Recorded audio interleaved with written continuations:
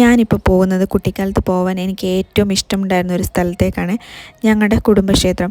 എല്ലാ വേനലവധിക്കും അമ്മ വീട്ടിൽ പോകാൻ വഴക്കുണ്ടാക്കുന്നതിൻ്റെ മെയിൻ കാരണം ഇവിടെ വരിക എന്ന ഉദ്ദേശം മാത്രമായിരുന്നു. അതിനൊരു റീസണുണ്ട്.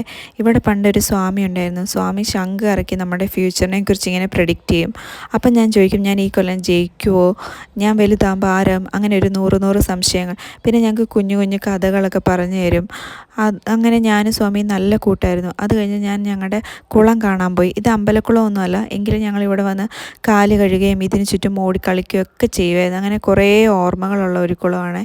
ഇന്ന് എനിക്കത് കണ്ടപ്പം കുറേ സങ്കടമായി. തികച്ചും ഉപേക്ഷിക്കപ്പെട്ട നിലയിൽ ചപ്പ് ചവറുകളൊക്കെ നിറഞ്ഞ്. അപ്പം ഞാൻ ആലോചിക്കുമായിരുന്നു, ഒന്നും മാറണ്ടായിരുന്നു, എല്ലാം പഴയ പോലെ തന്നെ മതിയായിരുന്നു. അത് കഴിഞ്ഞ് ഞങ്ങൾ തിരിച്ചു വന്നപ്പം പൂജയൊക്കെ കഴിഞ്ഞിട്ടുണ്ടായിരുന്നു. പിന്നെ എനിക്ക് പ്രസാദമായിട്ട് കുപ്പിയോളയൊക്കെ കിട്ടി. കുപ്പിയോള കിട്ടിയപ്പോൾ എനിക്ക് കുറേ സന്തോഷമായി.